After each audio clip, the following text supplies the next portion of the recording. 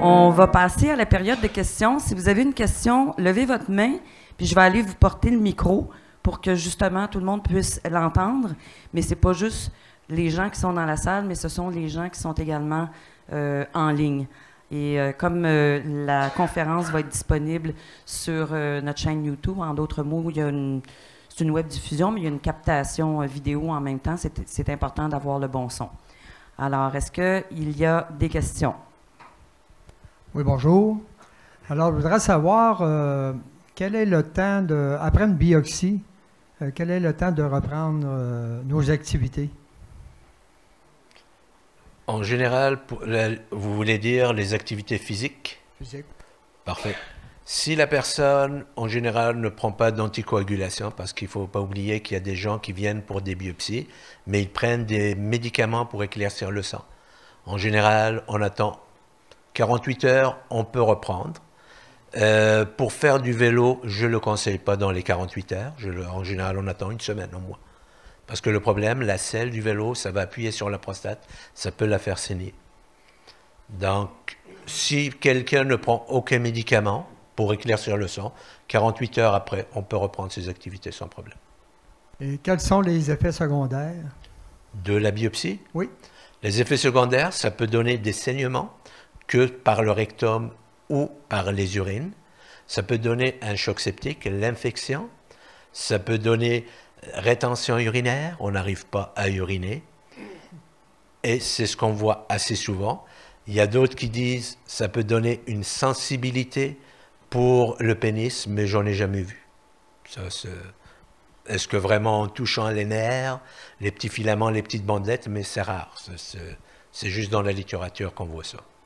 Mais grosso modo, les grosses complications qui peuvent survenir, les saignements par le rectum ou par les urines ou par le sperme coloré qui peut durer jusqu'à 6 semaines, voire 3 mois, les infections qu'on ne veut pas avoir, et puis les rétentions urinaires. C'est ce qu'on ne veut pas. J'aurais une autre question. Que veut dire l'augmentation rapide du PSA? L'augmentation rapide du PSA, c'est désigné comme la vélocité. La vélocité, c'est-à-dire à partir d'un point A à un point B, vous avez des valeurs. Et l'augmentation rapide, ça veut dire l'APS qui était à 2, d'un seul coup, il augmente à 3 ou 4. Ça veut dire qu'il y a une activité quelque part dans la prostate. Mais avant de dire qu'il y a une augmentation rapide, il faut toujours recontrôler la deuxième valeur pour voir s'il n'y a pas une erreur de laboratoire ou ça s'est été fait dans des bonnes conditions. C'est-à-dire que le patient n'a pas eu de toucher rectal, qu'il n'a pas fait du vélo juste la veille, qu'il n'a pas eu de rapport sexuel, qu'il n'a pas eu d'infection. D'ailleurs, quand on dose un APS, on demande toujours un examen d'urine qui va avec, s'assurer qu'il n'y a pas d'infection. Et donc, s'il y a une augmentation rapide, là, bien sûr, ça mérite d'être exploré. Une fois qu'on est sûr que c'est ça vraiment. Ça incite probablement soit un écho ou bien une biopsie? Actuellement, ce qui va arriver bientôt, c'est ce qu'on aimerait bien avoir ici. On travaille là-dessus très fort. Au lieu d'aller directement en biopsie, on veut avoir la résonance magnétique, l'IRM de la prostate. Pourquoi l'IRM? Parce que s'il y a des lésions qui vont être non ciblées par l'échographie, elles vont être découvertes à l'IRM. Et on sait aussi qu'à l'IRM, il y a des zones, des petits cancers qu'on ne veut pas voir, qu'on ne veut pas savoir qu'est-ce qu'ils sont. On n'est pas obligé de biopsier. Parce que nous, à l'IRM, c'est surtout découvrir ce qu'on appelle les loups, les grands cancers. C'est ça qu'on veut voir. Une fois qu'on a découvert des images qui sont en rapport avec ces cancers, là, on peut aller d'emblée avec la biopsie. Pourquoi on ne va pas d'emblée? À cause justement des complications que je vous en ai parlé. Je ne vous en ai pas parlé du décès, ça a été rapporté un cas, mais je ne vais pas faire peur à tous les hommes de la salle. Sinon, une biopsie, on va mourir de la biopsie. Même si on sort sur la rue Saint-Jean, on peut mourir aussi. Donc, c'est un cas qui a été rapporté dans la littérature, décédé suite à une biopsie. Pas ici, mais dans les journaux. Alors, l'IRM n'est pas pratiquée présentement, que vous dites? Elle est pratiquée dans le privé, malheureusement. Pour les gens qui ont des assurances, elle est bien utilisée à Québec. Mais à l'hôpital, parce qu'il y a d'autres pathologies, ils assument que les autres pathologies sont plus urgentes que la prostate. Donc les délais, c'est de plus en plus long pour avoir une IRM. C'est pour ça. Merci. Ça fait plaisir. On a quelques questions. On va rester dans le sujet là, parce qu'on parle de tests de diagnostic. Je sais qu'on touche un peu ici là, au cancer de la prostate, mais j'ai des questions quand même pour vous là, sur la prostatite et puis la prostate volumineuse. Mais la question qui est posée ici, c'est est-ce que l'IRM de la prostate donne d'aussi bons résultats que la biopsie de la prostate? Puis je pense que c'est important parce qu'on reçoit souvent cette question-là. On explique souvent, mais là, vous êtes là, alors on vous la pose. Absolument. L'IRM, il y a même un article européen qui a été publié justement. Avant de procéder à la biopsie, on fait l'IRM et on a vu que l'IRM est aussi performante que la biopsie, même voire supérieure à la biopsie. Actuellement, je ne vous en ai pas parlé, peut-être il y aura une étude ici dans notre centre justement pour essayer de faire l'étude québécoise pour regarder justement le coût de la biopsie, combien que ça revient. Et puis voir l'IRM, c'est quoi le coût? Est-ce que ça ne valait pas le coup vraiment de développer l'IRM d'emblée dans les hôpitaux? Je sais qu'en Europe, on l'utilise. Aux États-Unis, on l'utilise. C'est-à-dire on a accès, nous aussi, ici, mais pour une certaine population, ceux qui ont des assurances privées. Ce n'est pas tout le monde qui peut se permettre, justement, le prix qui est aux alentours 700-800 $ quand même. Ouais. On espère que cette étude-là va avoir lieu très bientôt, là, parce que souvent, quand les hommes nous appellent pour nous dire « je vais devoir subir une biopsie », s'ils ont le choix entre une IRM et une biopsie, c'est sûr qu'ils vont choisir l'IRM. Mais il faut comprendre aussi, ça ne veut pas dire si on a une IRM qu'on n'aura pas de biopsie. C'est la question, si on a une IRM, mais il y aura beaucoup de gens qui ne vont pas l'avoir, la biopsie. L'IRM, si elle montre quelque chose d'anormal, là, on n'a pas le choix d'aller vers la biopsie, par exemple. Ça ne veut pas dire si on a l'IRM, ça y est, j'ai pas de biopsie. Non. On a une IRM qui montre une image, parce que les images, on les a classifiées en 5 stades, ou une échelle de 1 à 5.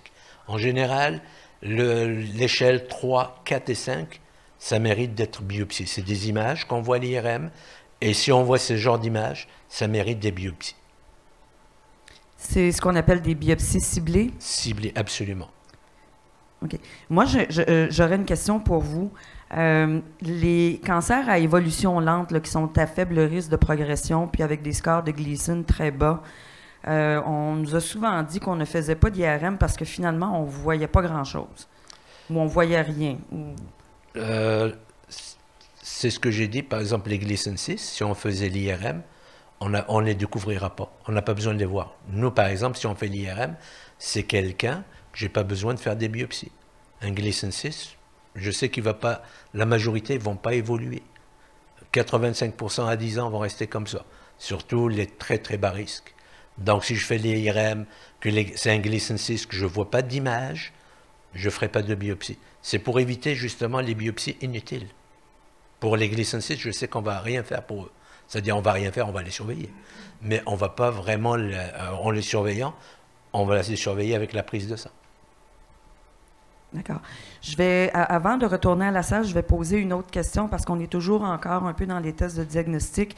La question est, qu'est-ce que vous pensez du test urinaire PCA3 pour détecter un cancer de la prostate? Ben, le PCA3 encore, ça peut prédire. Ça va me dire, le PCA3, c'est un ratio. En dessous, en dessous de 35, ça va me dire le taux de détection de cancer est très bas, ou le cancer est très très faible d'avoir un cancer quand on a un taux inférieur à 35. Et au-dessus de 35, ça me dit il y a peut-être un cancer, mais ça ne me dit pas où est-ce qu'il est ce cancer. C'est une prédiction. Il est mieux que l'APS, mais il n'est pas très fiable comme la résonance. D'accord. Une question? Oui, à titre d'information. En fait, j'ai tout vécu ça de toute manière. PCA3, IRM, j'ai même eu un IRM à l'hôpital, la nuit à 2h20 du matin. Parce que j'avais acheté d'avoir une biopsie. Mais finalement, j'ai eu une biopsie et je pourrais en passer une autre demain, ce n'est pas un problème. Ma vraie question à moi, ça, c'était une information supplémentaire. IRM, pas nécessaire d'aller au privé, on peut l'avoir au public. Ma vraie question à moi, c'est l'injection de testostérone par rapport à une hypertrophie bénigne de la prostate. L'injection de la testostérone, comme je vous l'avais dit tantôt, la testostérone peut être un facteur de développement de l'hyperplasie de la prostate. Si symptomatiquement, il n'y a pas de signe symptomatique, il n'est pas incommodé, on peut donner. Ça peut développer l'hyperplasie, mais ça ne veut pas dire qu'il faut l'arrêter parce que ça développe l'hyperplasie.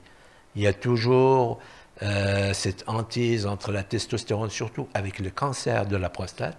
Cette idée venait de quelqu'un qui s'appelle Huggins.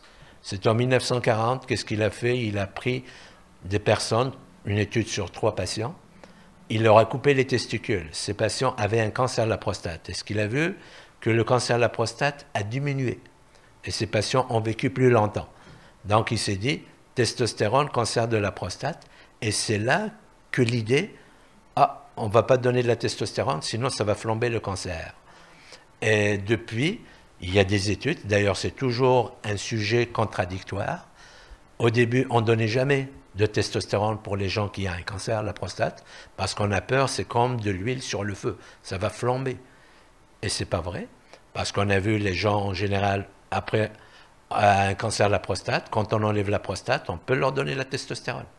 Et ils ne développent pas plus de cancer. Et on a vu aussi que les gens qui sont sous surveillance active, on peut leur donner la testostérone. Et puis on a vu aussi, pourquoi? Parce qu'on s'est dit, peut-être il y a une liaison entre la testostérone qui est très basse et le développement des cancers de haut risque, c'est-à-dire les glycènes 8, 9, 10.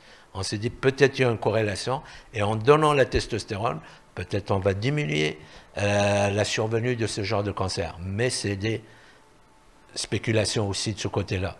Mais c'est sûr, si vous écoutez quelqu'un qui est contre ça, il va vous détruire la tête, il va dire non, prenez pas de testostérone. Mais de plus en plus, on voit quand même dans les congrès partout, les gens qui se sentent à l'aise pour donner de la testostérone en cas de cancer de la prostate. Ouais.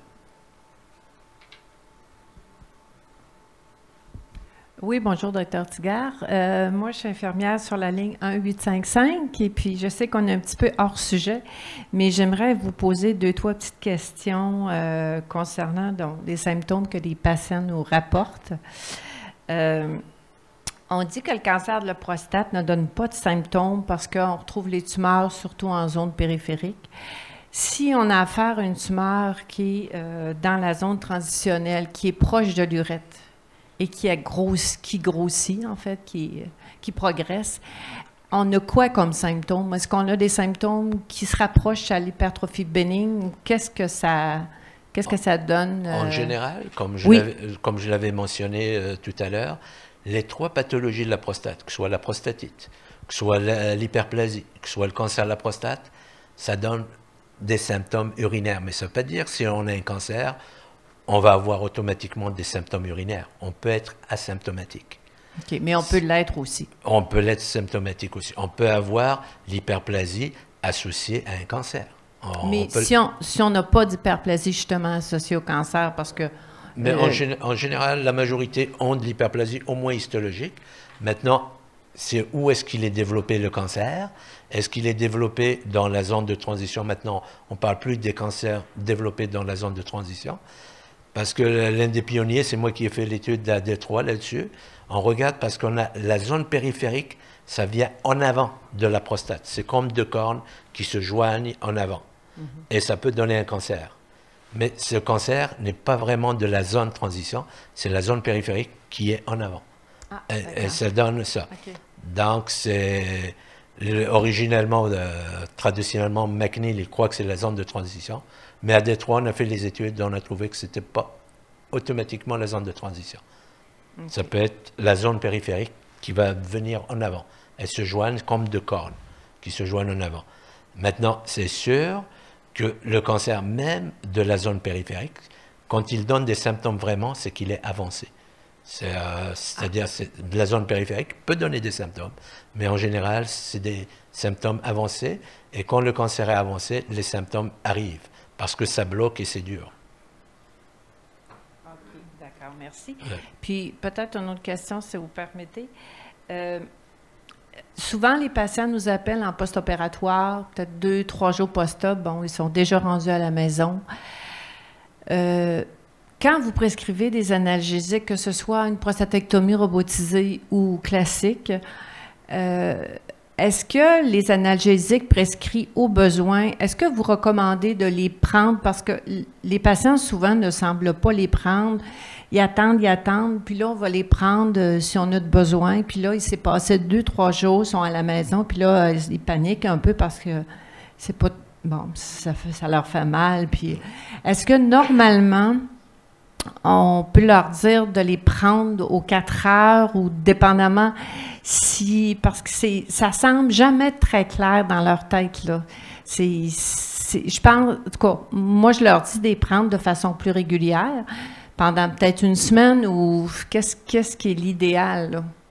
Vous parlez des analgésiques... Après une prostatectomie, mettons, conventionnelle. Là. Oui, conventionnelle, ou vous parlez de la morphine. C'est ça? Ce qu'on leur prescrit normalement, oui, ça semble être ça. Là. Même actuellement, vous avez peut-être regardé dans les journaux, il y a même des poursuites judiciaires aux États-Unis qui ont prescrivé trop de morphine, justement.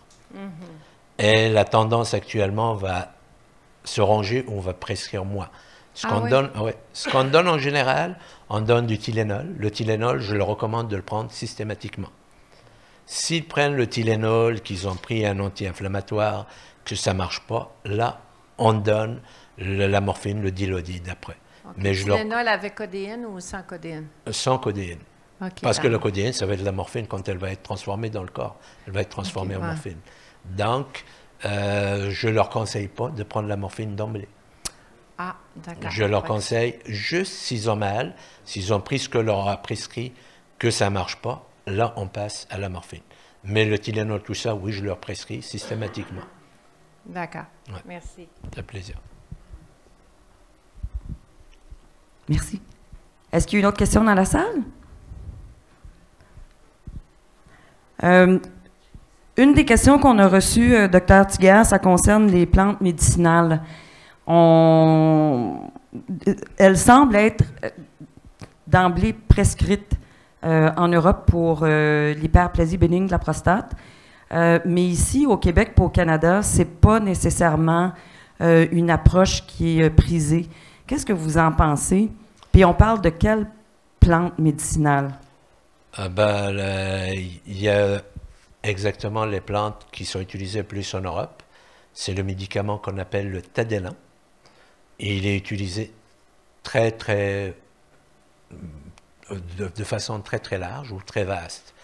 Ça marche, mais les études qui ont été faites avec ces médicaments, ce n'est pas vraiment des grandes études. Les gens les ont pris parce que, historiquement, on les donne, tout ça. Et ici, comme vous le savez, au Canada ou aux États-Unis, il faut faire de bonnes études pour recommander ce genre de traitement. C'est pour ça que ce n'est pas utilisé, mais c'est sûr, quand on va dans les magasins qu'on appelle naturels, on va vous proposer toute une gamme de produits. Mais les études, il n'y a pas d'études encore là-dessus. C'est juste, la majorité, c'est on a pris, quelqu'un l'a pris, l'autre l'a pris, ça a marché, ça n'a pas marché. Mais il reste à faire des études pour le prouver. Donc, à ce moment-là, ça va revenir au choix de la personne, Absolument. de les utiliser ou non, puis de voir en bout de ligne si ça fonctionne Absolument. ou non. OK. Une autre question. Les médicaments qui sont utilisés pour rétrécir le volume de la prostate donnent souvent des effets secondaires. En certains effets secondaires... je sais qu'il y a des hommes qui ont une pousse des seins, ils ont une baisse de libido, il y en a qui ont des bouffées de chaleur, dépendamment. Puis la question qu'on nous a posée ici, c'est est-ce qu'on peut juste aller avec une chirurgie puis laisser tomber la médication, même si on n'a pas une hyperplasie sévère? Absolument. C'est ce que j'avais dit d'ailleurs dans la présentation. C'est selon le choix du patient. Parce qu'il y a des patients qui ne tolèrent pas, par exemple, qui prennent les médicaments pour ouvrir le canal, ce qu'on appelle les alpha-bloquants, ça leur donne des hypotensions. On ne peut pas leur donner ces médicaments. D'emblée, ils vont pour l'opération. ou bien aussi d'autres patients qui prennent les médicaments pour réduire le volume de la prostate. Ça leur donne les effets secondaires dont vous avez énuméré, sensibilité des seins, gynécomastie, il y a des gens qui prennent un peu de poids, diminution de la libido, mais par contre il y a un côté positif, ça fait pousser les cheveux, c'est ce que je dis toujours, c'est vrai. Donc ces gens-là, quand ils tolèrent mal ce médicament, c'est sûr que l'opération est une indication chez eux, s'ils sont d'accord. Avant de pouvoir dire que la médication ne fonctionne pas, c'est un bon 3 mois. En général, ça dépend quel médicament qu'on utilise. Par exemple, quand on prend le dutastéride, il commence à marcher à 3 mois, à marcher. C'est-à-dire on voit un résultat, mais l'effet maximum, il faut aller jusqu'à 9 mois pour dire qu'il ne marche pas. Mais si entre-temps, il développe des complications ou quelque chose, je ne vais pas attendre 9 mois pour intervenir, par exemple. Une autre question qu'on a reçue, c'est un homme qui a eu justement l'intervention, la résection, là, mais que ses symptômes sont revenus après 5 ans, alors que son neurologue lui avait dit que normalement, ce type d'intervention-là, on parle toujours ici pour une prostate volumineuse, là, que c'était bon pour au moins 10 ans. Alors, lui, il veut savoir, est-ce que ça peut revenir après 5 ans? Est-ce que la prostate peut se remettre à grossir, même après l'intervention? Ça peut revenir à grossir, mais avant de dire que c'est la prostate, il faut qu'il soit bien évalué. S'assurer qu'il n'y a pas de problème de vessie, qu'il n'y a pas de pierre dans la vessie. Est-ce que c'est pas refermé? Parce que suite à cette opération, il faut savoir, il y a ce qu'on appelle des rétrécissements qui peuvent arriver, soit au niveau de l'urètre, soit au niveau du col. De la vessie quand on résèque.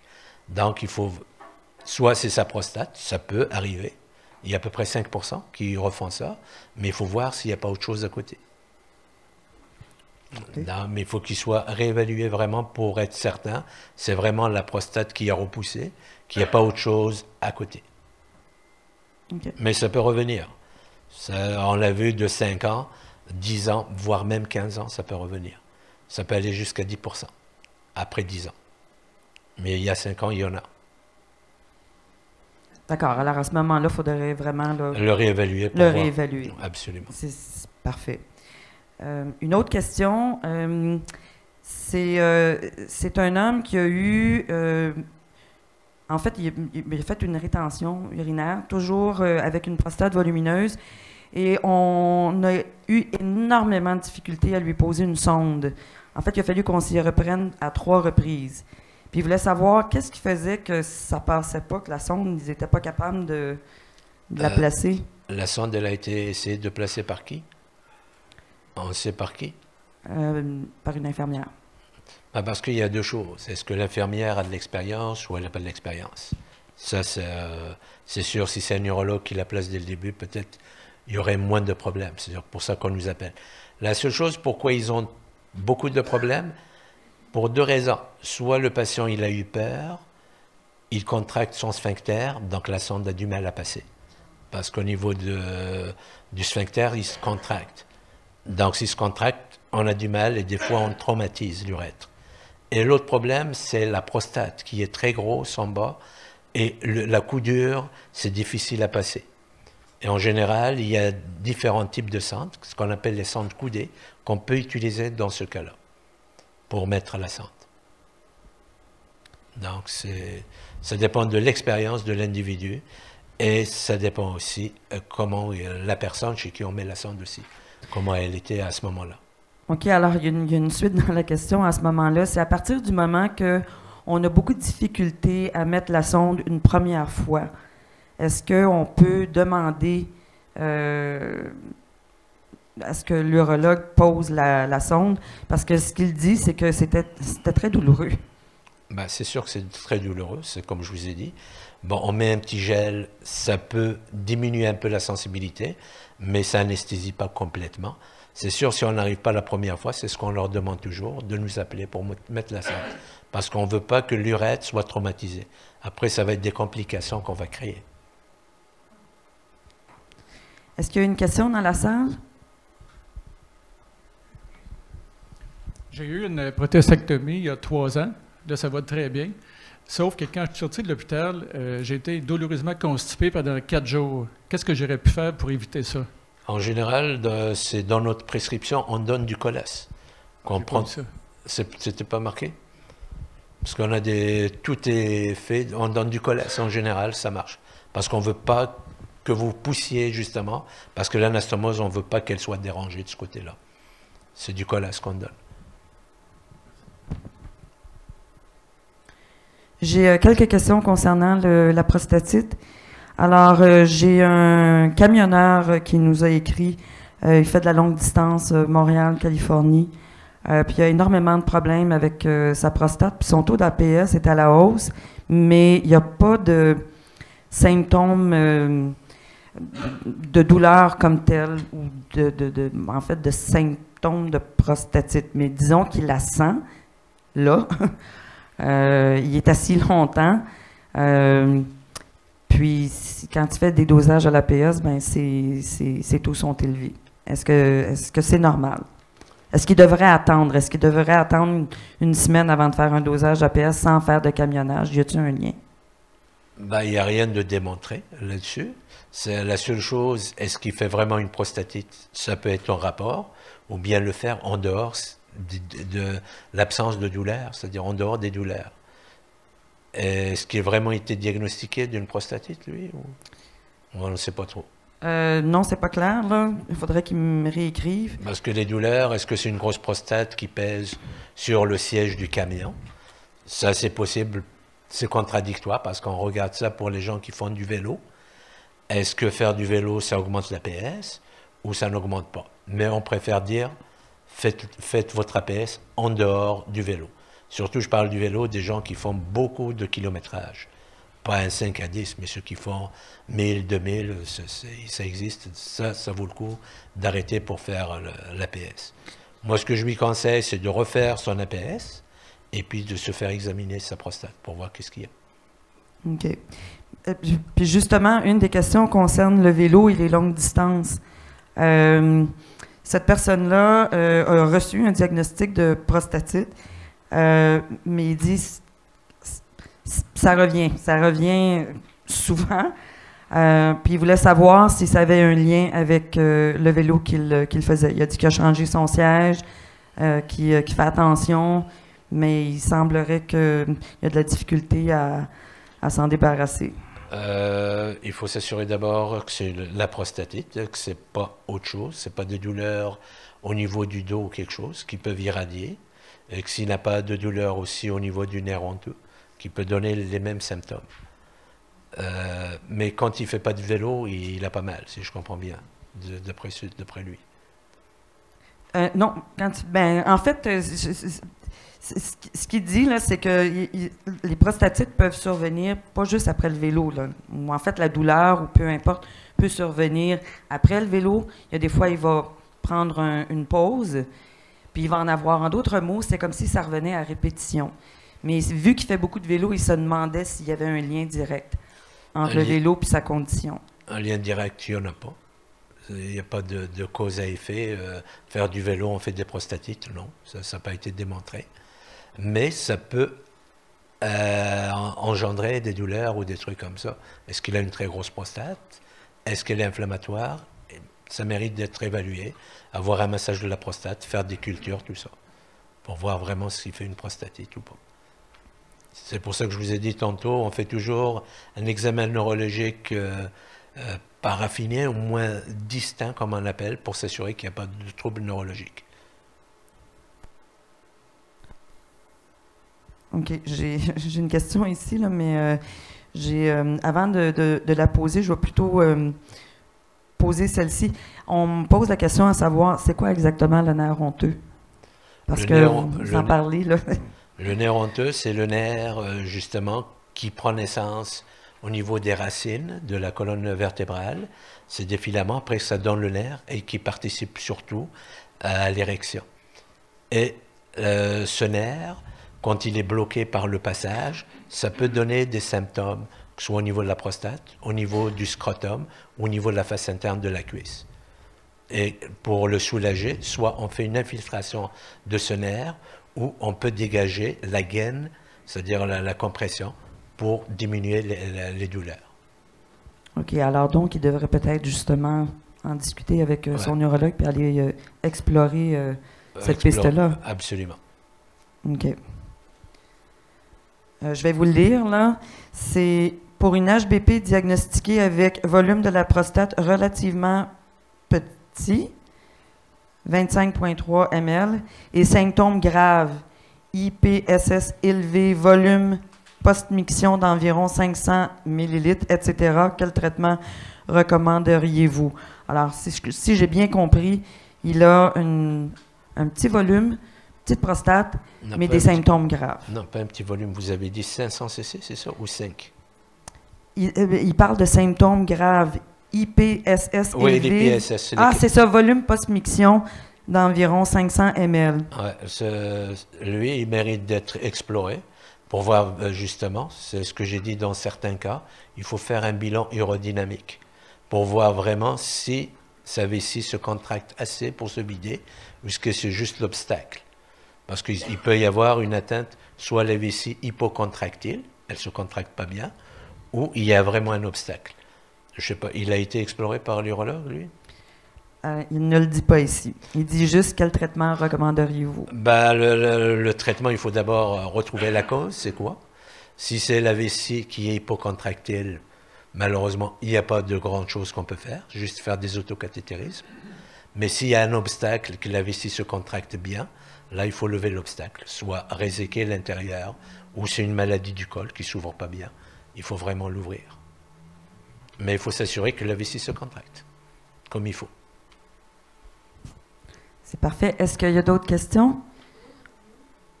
J'en ai deux en même temps. Je vais être à vous après.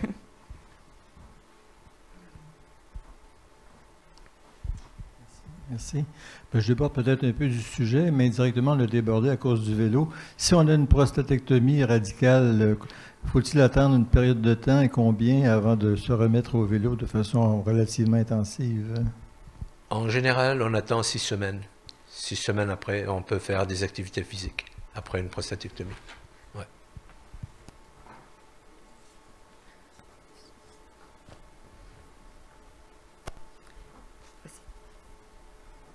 Merci. Moi, j'aimerais simplement savoir, est-ce qu'un homme peut vivre sans prostate? Parce que vous avez parlé de l'opération qui tenait à garder une partie de la prostate, mais est-ce qu'un homme peut vivre sans ça? Bah, on peut vivre sans prostate. Comme je vous l'avais dit,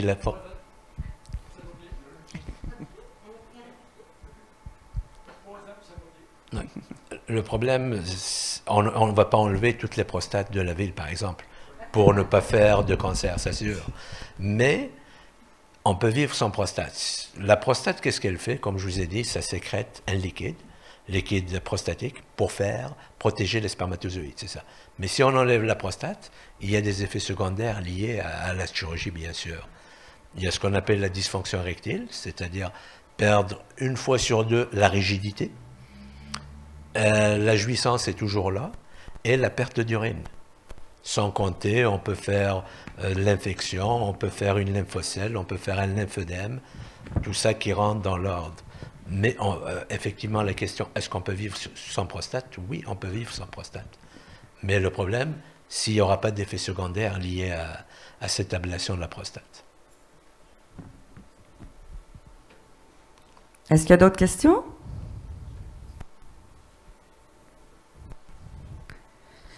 Je vais me joindre à vous. J'aimerais vous remercier à ce moment-là pour vos questions.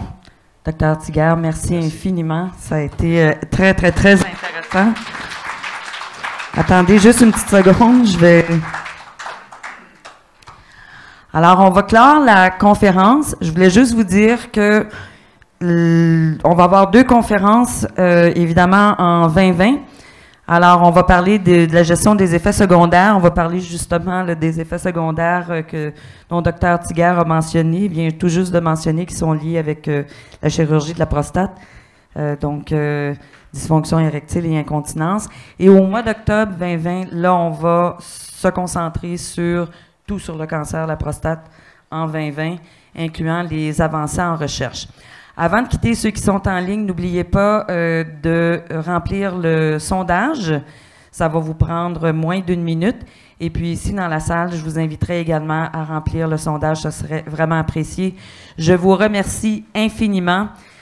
Merci encore une fois, Dr. Tigard. C'est moi qui vous remercie. Bravo. Merci. Merci. Merci. Bonne soirée.